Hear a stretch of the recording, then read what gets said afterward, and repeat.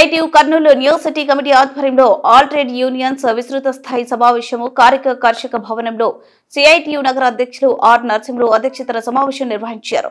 ఈ సమావేశానికి ముఖ్య అతిథులుగా హాజరైన సిఐటియు జిల్లా కార్యదర్శి ఎండి అంజిబాబు, జిల్లా అధ్యక్షులు పిఎస్ రాధాకృష్ణ, నగర కార్యదర్శి సిహెచ్ సాయిబాబా, టి రాముడు కార్మికులను ఉద్దేశించి మాట్లాడుతూ సిఐటియు రాష్ట్ర కమిటీ మేడే దినోత్సవాన్ని పురస్కరించుకుని కార్మిక వార్డులో నివాస ప్రాంతాల్లో కార్మికులను ఉల్లాసం ఉత్తేజము పరచడానికి ఆటల పోటీలు, సాంస్కృతిక కార్యక్రమాలు నిర్వహించి సభలు, సమావేశాలు జరిపి క్రీడలలో పాల్గొనే వారికి బహుమతులు ప్రదానం వంటి కార్యక్రమాలు నిర్వహించాలని పిలుపునిచ్చిందన్నారు.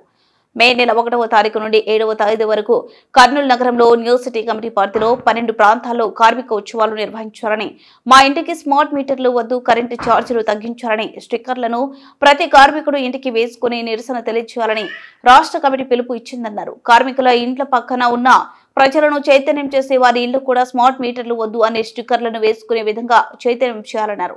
ఇది ఒక ఉద్యమం వలె జరగాలని, కార్మికుల హక్కులు కాపాడుకోవడం కోసం పని భద్రత, సమాన పనికి సమాన వేతనం, కార్మికుల హక్కుల కోసం కేంద్ర రాష్ట్ర కార్మిక సంఘాలు కలిసి కేంద్ర ప్రభుత్వానికి హెచ్చరిక చేసే విధంగా మే నెల 20వ తారీఖు వరకు దేశవ్యాప్తంగా సమ్మె జరగబోతుందని, ఈ సమ్మెలో కార్మిక వర్గం అధిక సంఖ్యలో పాల్గొని విజయవంతం చేయాలన్నారు.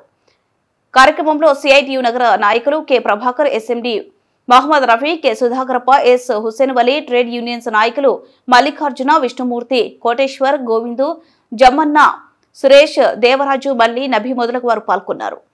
మార్చి 31వ తేదీ నాటికి అన్ని ఆఫీసులకు లెటర్లు వచ్చినాయి. ఏప్రిల్ 1వ తేదీ నుండి వీటిని అమలు చేయండి అని.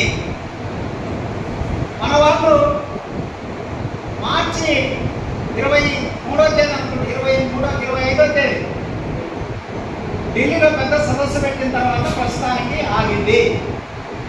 అంటే గతంలో మనం ప్రతి సంవత్సరం సమ్మెలు చేస్తున్నాం కాబట్టి ఇప్పుడు వరకు ఇంకా అమలు జరగలేదు. భవిష్యత్తులో కనుక అమలు జరిగితే చాలా ఇబ్బందులు వస్తాయి. గతంలో ఏదైనా చర్చలు జరగాలంటే సాయిబాబు లాంటి వాడు, నా లాంటి వాడు కూడా చర్చల్లో పాల్గొనే వాళ్ళం. ఇప్పుడు బయట నుంచి చర్చల్లో పాల్గొనేది లేదు. మనం ఏదైనా మేము సమ్మె చేస్తున్నాము అని చెప్పి వాళ్ళకి చెప్పలేకపోతే దాన్ని కూడా ఈరోజు వాళ్ళ మీద 40 రూపాయల కేసు పెట్టి ఉత్తరప్రదేశ్లో జరిగింది. మేము సమ్మె చేస్తున్నామని చెప్పి సమ్మె నోటీస్ ఇవ్వకపోతే వాళ్ళ మీద 40 రూపాయల కేసు పెట్టి 23 రోజులు జైల్లో పెట్టారు. అంటే ఈ రకంగా